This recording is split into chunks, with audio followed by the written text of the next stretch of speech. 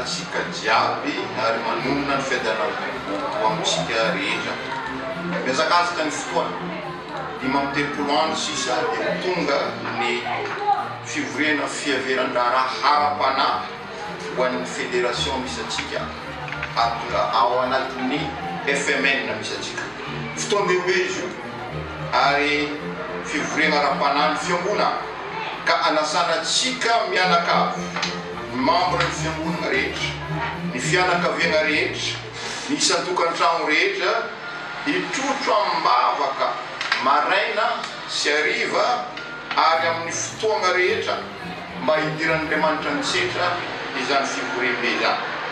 Hoy ny mpanao salamo amin'ny salamo 720 amin'ny dimy voalohany, raha tsy Jehova ny manao trano, miasa foana ny mpanao azy. Raha tsy Jehova ny miambina ny tanàna, miatory foana ny mpiambina. Koa anasana antsika jiaby ampiankina amin'Andriamanitra izany fivoriana zany, hitrotro am-bavaka naiza misy atsika amin'ny fotoana sisa izay ananantsika mba hidiran'Andriamanitra ny setra, mba fivoriana andraisan'ny fiangonana tombotsoa manokana ary indrindra ny fédération misy atsika.